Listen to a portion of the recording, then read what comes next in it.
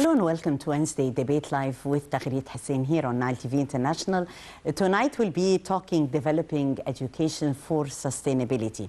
As you all know that the New Republic is a new way of thinking and implementation at all levels and in the different files. It's a huge momentum that mainly aims at achieving a comprehensive national breakthrough both internally and externally. And among the features of the New Republic is the presence of a modernized model for education and professional training in light of the Egyptian state's realization that development of education has become an imperative to achieve sustainable development. Today, people at all educational levels have access to a wealth of information. And this is mainly through the internet and through other digital channels. And as a result, they are able to consume media in the different ways and forms. For example, they can watch the news, they can watch reports online, and also articles of their favorite websites or listen to podcasts while commuting. So with the digital technology as being an indisputable force that is reshaping the way we educate, we live, and we work, tonight we have also a look at AI and how it is transforming lives as well as transforming education. With our distinctive guest, Professor Dr. Mohamed Nashar, Dean of the College of Language and Communication. We will be knowing more about this sense of sustainability, sustainable development and education, and Egypt's higher education system, and also the role translation and languages play in bridging gaps and in further having a link with communicating with people. Dr. Mohamed Nashar, thank you so much for coming tonight. Thank you very much indeed. My pleasure. Thank you. Our pleasure always. And as we know that translation is more than just changing the words from one language to another. Translation is building bridges, as I said, between the cultures. It's allowing people to experience the cultural phenomena, to know more about whatever they want. Otherwise, they would simply be living in an echo chamber. So if we need to transcend barriers, we need to translate and to communicate. And this is our topic for tonight. Let's watch the report and we'll be back. Egypt has made a pledge upon itself to move towards achieving development in tandem with countering global challenges. In this regard, the New Republic has succeeded over the past years to push forward development efforts in a multitude of sectors through carrying out mega infrastructure projects, providing social protection programs, boosting investment in human capital, and adopting effective measures towards developing education to promote the life of Egyptian citizens, improve their standard of living, and fulfill their aspirations for a promising tomorrow. Throughout the last 10 years, President Sisi has spared no effort to create a better future for the citizens, one that ensures the well-being and prosperity of the upcoming generations and responds to the aspirations of the people in all aspects, and comprehensively positioning Egypt as a state with world-class education. As part of the New Republic's overarching strategic vision 2030, the government has developed a 5-year education sector plan focusing on access to equitable, inclusive education, digital transformation, and early childhood education. The sector's plan aims to develop a new generation of highly qualified, competent individuals on the global stage. The education sector plan is expected to increase economic productivity and competitiveness in global markets, supporting sustained economic growth and social development in Egypt. In this respect, the government continues allocating more of its budget to sectors including education, health, and ICT, with the objective of achieving the 2030 vision goals towards sustainable development. As the education system and workforce evolve to become more technology inclusive, the New Republic is developing the education system while applying technology, as it is important for students to keep up with modern digital trends, while still obtaining a deep understanding of content. Egypt's recent studies all point to the net positive effect that can be realized from adopting artificial intelligence to benefit substantially from the opportunities it affords. To this end, Egypt keeps working on developing a national strategy for AI, which aims to realize the 2030 vision.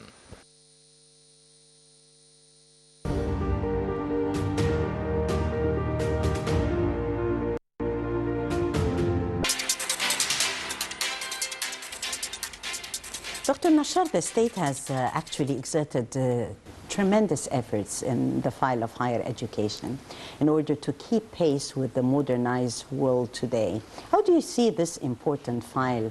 Where are we today, from your opinion? Well, it's all about education, isn't it? So education is the mainstay of progress, the linchpin of achievement. So if we investigate and examine why and how the Egyptian government and the Third Republic has made such remarkable achievements in the education field, and of course we need more, we can say that education leads directly and contributes directly to the economic growth. Of course, better educated people can get better paid jobs, lucrative jobs, and the growth leading up to the general growth of the national economy. Of course, education also leads to something human, something social, away from economy. It's social inclusion. So better educated people would understand the cultural diversity of others much better and much more easily, leading up to harmonious, homogeneous society. It also leads to empowerment. If you look at girls, better educated girls are more autonomous, more financially independent, and they can express their voice more freely than other less educated girls. If you talk about health, the health sector, it's usually a fact that better educated people tend to take more care of their health than less educated people, leading to the natural wholesomeness of the entire society. Yes. Civic participation, if we talk about civic participation, better educated people have the consciousness to participate in national issues and not to get shut into their own personal problems, like elections, like national issues, yes, inside and outside the country. Yes. So of course the Egyptian government has made remarkable achievements in this aspect. And if we talk about some strategies, some common strategies for improving education, and let's see how the Egyptian government has responded to that. Yeah.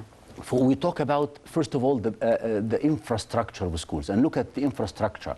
So building schools that are complying and keeping abreast of the latest and the state-of-the-art technology. And we can see, before 2011, we can see very few schools were built, coping with such needs. But now, thousands and thousands of schools have been built, equipped with state-of-the-art technology, the internet, smart boards. I have read that in announced results, more than 11,000 classes have been equipped with internet, with smart boards. Do we need more? Yes, we do, of course, but do we have aspirations? The sky is the limit. Yeah. But we should not deny or repudiate what has been achieved in the framework of the limited budget given to the education sector. Yeah. And in light of what happened in Egypt over the past, one decade before, a country tail spinning into chaos, economy in shambles, borders, you have threats from everywhere, from the north, from the south, from the west, and terrorism in Sinai and how to exterminate it. We have, of course, successfully and success stories, spectacularly. Success stories. Yes, success story, of course, eradicated terrorism. And this, of course, took not only forces, not only nationalists, not only heroes, but also budget, by the way. So this all took from the budget. So the budget left for education over the past 40, 50 years. If you look at the budget dedicated to education now, or over the Third Republic during President Abdel Fattah al-Sisi's era, you can find a huge leap forward. And does it meet aspirations? Yes, it does. But aspirations are limitless everywhere in the world, by the way, everywhere. The sky is always the limit, Dr. Nashar. And as you're talking about infrastructure, definitely talking about also developing the syllabi, talking about introducing the state-of-the-art technology, which is also very important because this is the revolution all over the world. See also how AI today is actually transforming lives. Mind you, there is always, and definitely the core of all that, and what the president has been working very hard to achieve, is upgrading the human character. be Egyptian citizen himself. How did we work, in your opinion? How did we link this sense of linking developing education with upgrading and developing the human character? There is an inextricable link between building schools and building the character itself. You can't build schools without building the character. It will be absolutely, maybe I'm talking about, it will provide very, very relative use. Yeah. But now look at the teacher training, for example. And I have direct contact with the teacher training program. The teacher training program is extremely marvelous. You know, yes, they train the teachers and they train the character of the teacher, so he or she can communicate better with the students, communicate better with the information he or she wants to give to students and pupils in the pre-university, of course, levels and stages and so on, and the university as well. If you look, so the teacher training, if you look at the curriculum, like you said, the curriculum is the third, column in the triangle. How can we reform the curriculum? Lots of efforts have already been made to reform the curricula that have been found static over the past 40 years. Yeah. So we managed to overcome the stereotypes. The government has, and the Ministry of Education in particular, has launched great efforts into reforming curricula so as to build two things, by the way, two very, very important factors. Number one, critical thinking, and number two, problem solving. Without critical thinking, and there is a misconception that critical thinking should go to university students only. No, I believe it should start in the primary level with very few tips about how the pupil, the young boy and girl can criticize something. They should not be blindly receptive to a certain idea. If we build that, and they have already started that, till we go to the university where bigger issues are addressed and are proposed to students, we can find that this is the best way to fight fake news. You know, we're suffering for fake news. Yeah. We're suffering from groundless rumors. So the one who believes in groundless rumors does not have critical thinking.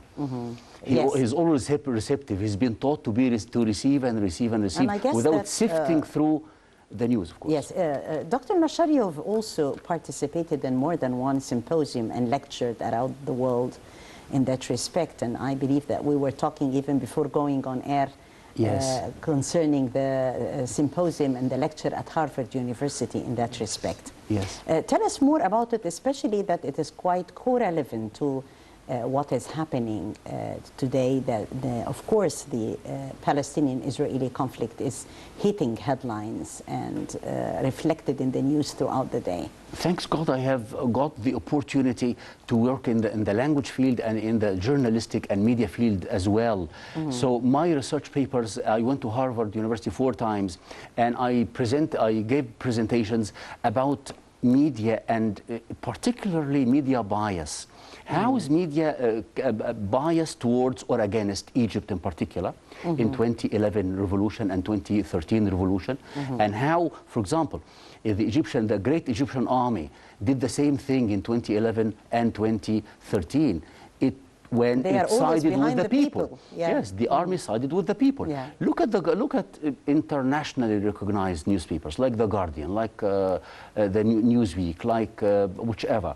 We found out that they welcomed the Egyptian army in 2011, but they didn't do so in 2013 for media bias in here. We talked about media manipulation as well, how media can manipulate minds. That's why it takes us back to critical thinking.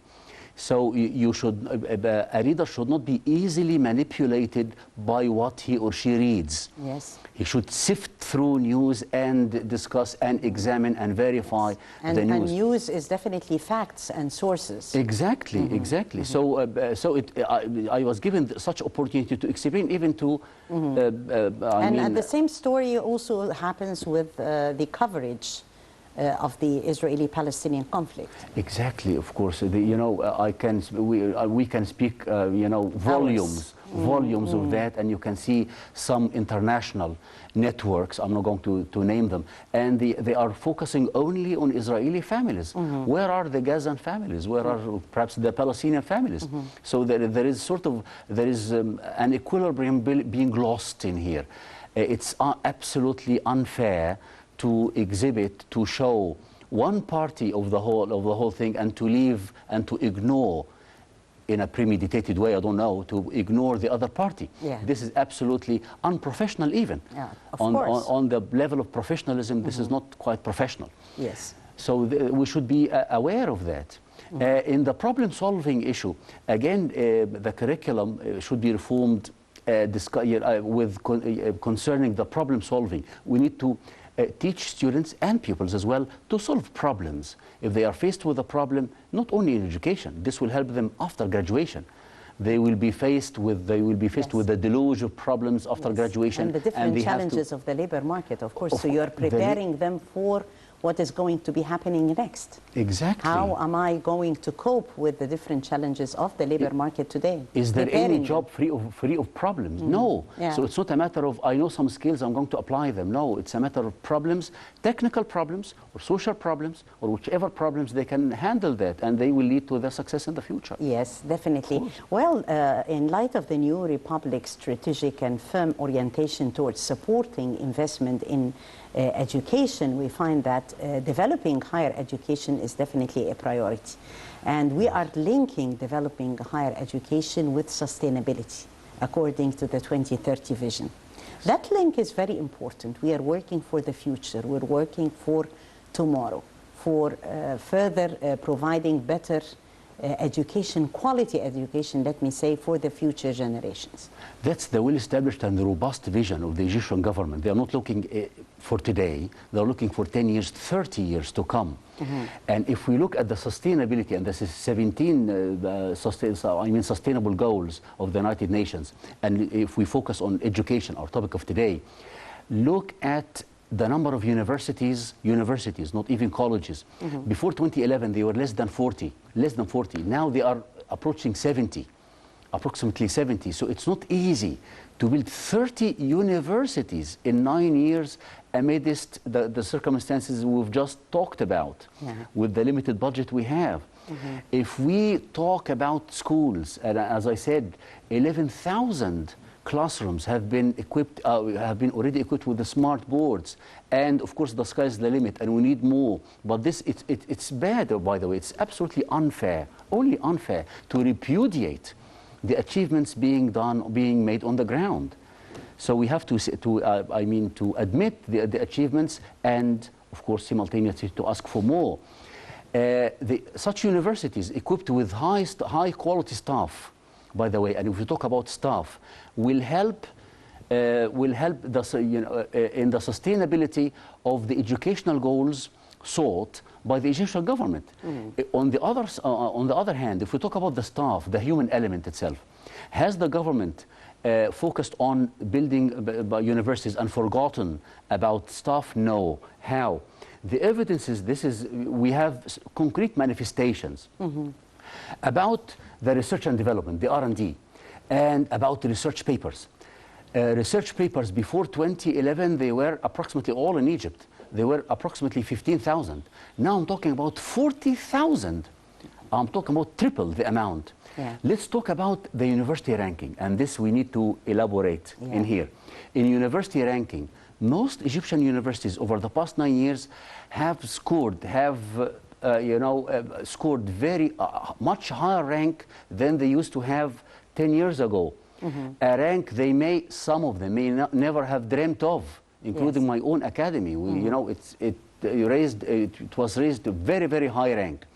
In what? Is it the ranking indices? Are they in Egypt? No, they are in Europe, they are in America, like, of course, like QS, which is Quacquarelli-Simmons, like the Times University ranking, like Shanghai in China. All have, I'm talking about jumping. It's leaping. I know some academies Yes. actually, which have jumped 3,500 ranks over 9 years, over the past 9 years. Yes, the staff have contributed to this great success, but for the government itself, the climate and but for the vision. the atmosphere at the same time, which is always encouraging a step and a milestone forward. Well, ladies and gentlemen, Egypt is establishing new branch campuses for international universities as part also of the 2030 vision, and definitely we are seeking to become a transnational higher education hub. And this is actually the future. How are we attracting students from the different countries of the world to come to Egypt to learn here, and also foreign countries? How this will help market Egypt globally? We'll talk about that right after the break.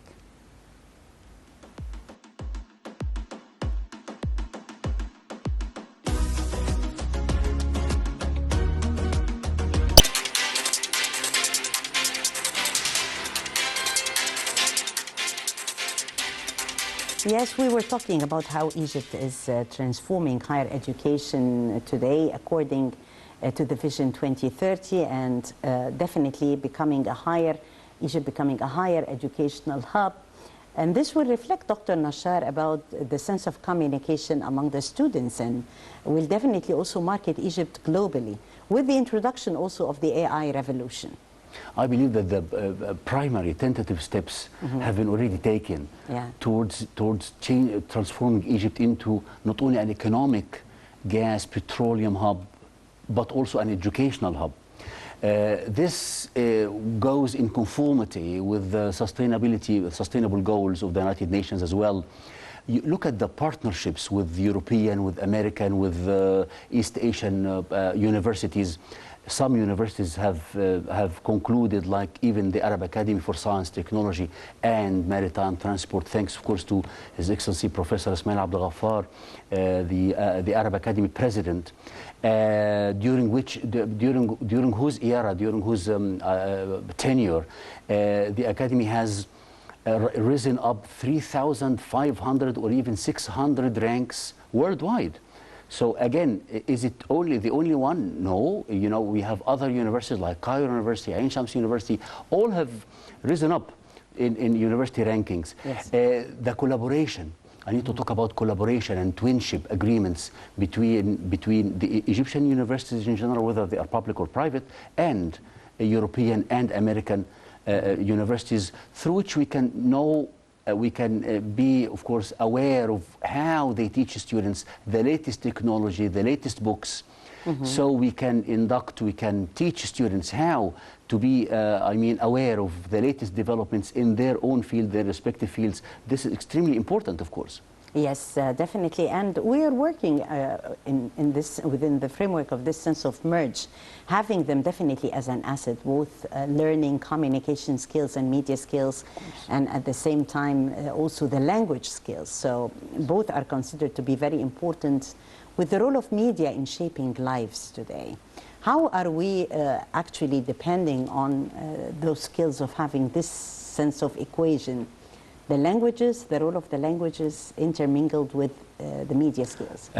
Maybe 12 years ago, when we started our College of Language and Communication, we found that there is an intermarriage, so to speak, between language and communication. They are inseparable. Language complements media and vice versa.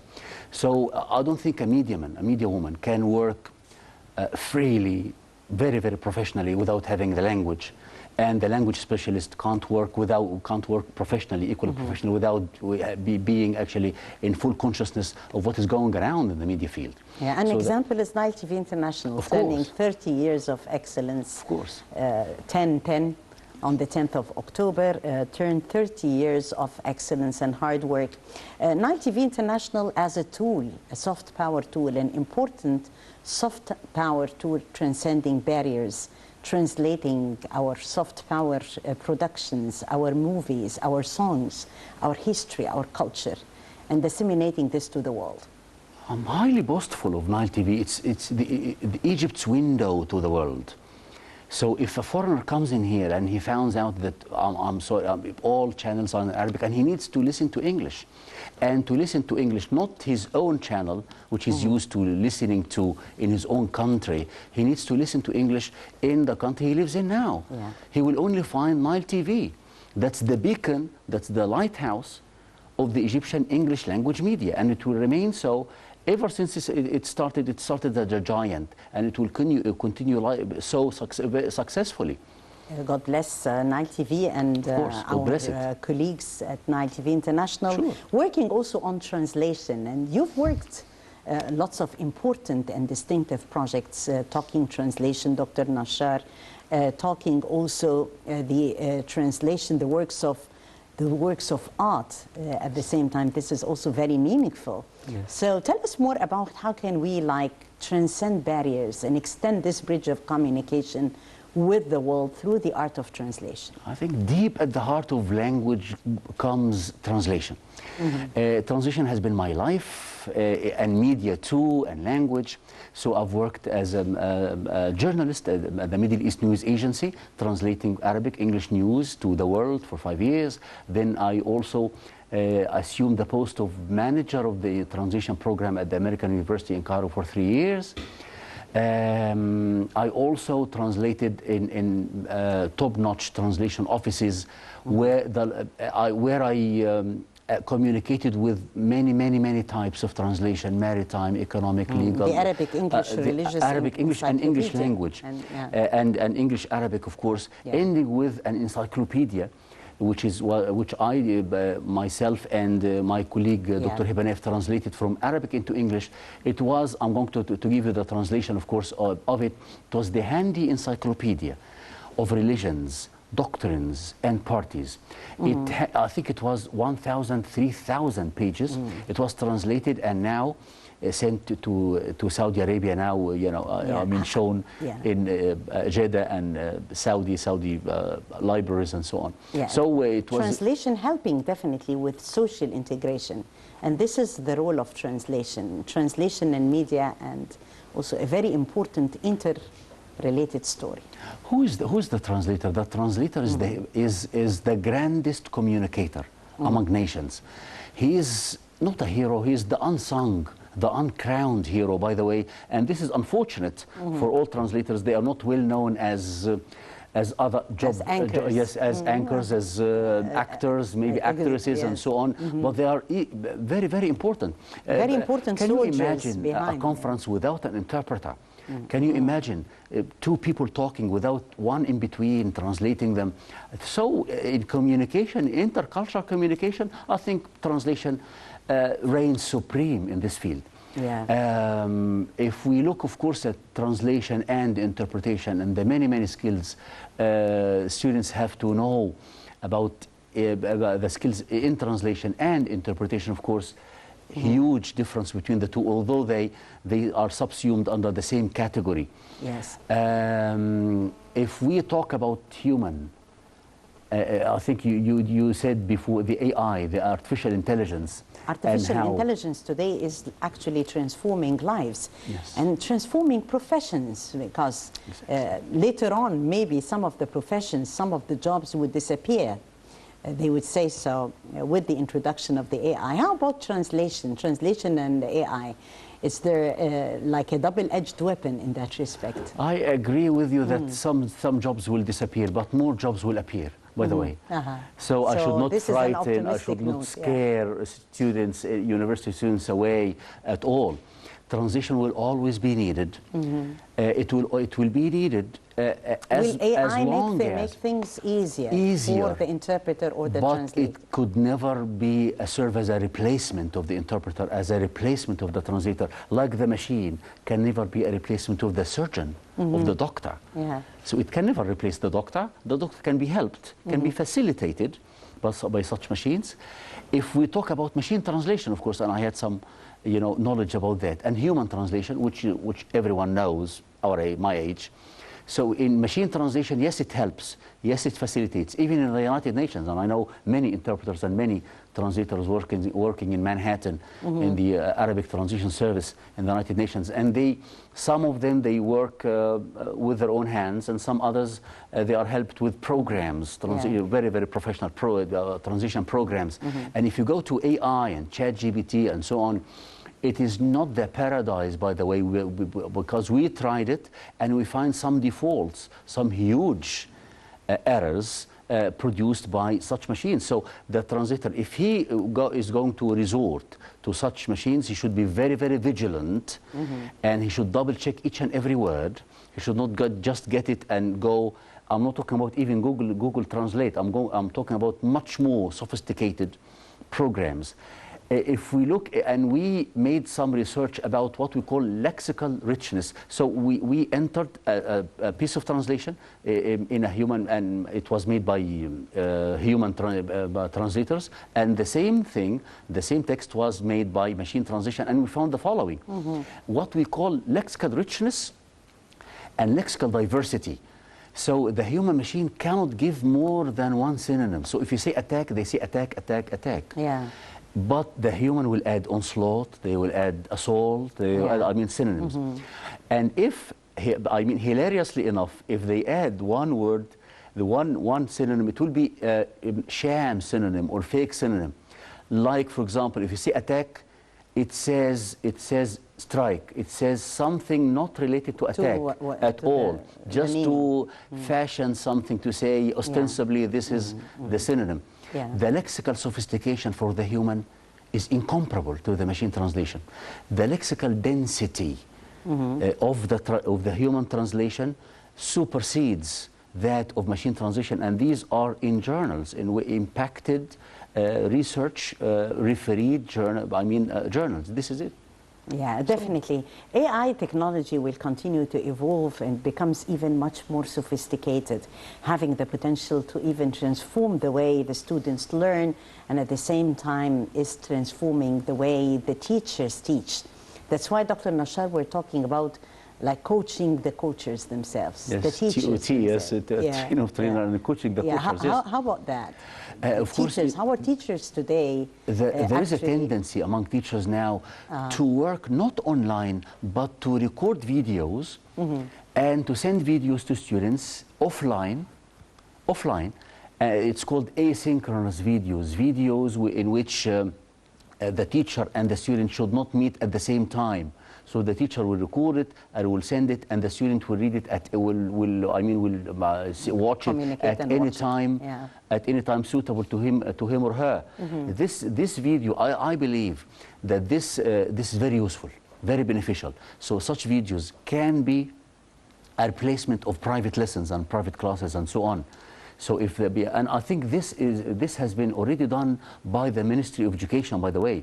Yes. There are many portals, too many to count. We do have a national strategy actually for AI, and this is very important. According to the 2030 vision. And it is being implemented now very professionally to use the AI to teach students even offline and online, through portals of the ministry. I think study and many portals. It would facilitate studying for students, and the ministry has already launched that and already got involved in that. And I believe that students and pupils are very positively responsive to such initiatives. Yes, the president said that New Egypt is making science and technology a top priority. So education today is based on science and technology, and the introduction of science and technology as part and parcel of the process itself. This is very manifest and evident in the number of colleges for technology, for artificial intelligence, and even for humanities colleges. I'm talking about psychology, I'm talking about translation, language, media, in which before, 1 decade ago, were far away from AI. Now, even in media, AI is used. Artificial intelligence colleges, like the Arab Academy was the pioneer in launching the artificial intelligence college in Alamein, in its Alamein branch. And I believe the AI is very basic and inseparable component to each and every field but we need to take its advantages and to shun and avoid its disadvantages. Yes, definitely. And while we have celebrated recently the International Translation Day and the role of translation in our lives, transcending barriers, cross cultures, translating soft power to the world. How do you see the impact of soft power and translating our movies, our songs, our history and culture to the whole world? Of course, if we talk about even as you said, the International Translation Day, it was taken, you know, the United Nations has taken a resolution in 2017, of course, commemorating or launching the International Translation Day in recognition of all translation in the world. But it was preceded by the International Federation of Translation, which started that in 1953 till now, commemorating the death of Saint Jerome, the Bible translator who was known for to be the patron translator for all translators. He translated the Bible and he died, I think, 420 BC. I'm sorry, AD. If we talk about the soft power and the transition of subtitling, it is booming like never before. Subtitling, I know subtitlers who do not have time even, you know, to accept more jobs, you know, and why? It is very, very important. Many teenagers, they do not read books more than they watch movies. If they watch movies, they watch movies and they are in the other's cultures, and the foreign culture is consciously or unconsciously inculcated into their hearts, inculcated into their behavior and so on. So the role of subtitling, which is one very, very essential type of translation, is of undeniable importance. And we have to give it, and I think in our college and many other colleges, they are focusing on subtitling and screen translation as one of the basic components of translation. Definitely. Big tribute and chapeau to all translators and interpreters around the world. Thank you so much, Dr. Mohamed Nashar, Dean of the College of Language and Communication, for joining us on the Daily Debate tonight, talking about education in the New Republic, talking about the introduction of AI, and also the role of translation in communication, and the role of media as well, media and languages, in conveying the message around the world. Thank you so much, Dr. Always Nashar. my honor. Always my honor, Mr. Thank you very much. Thank you. And I thank you, dear viewers, for joining us. That was Wednesday Debate Live with Taghreed Hussein tonight. We'll see you tomorrow with another team. Until then.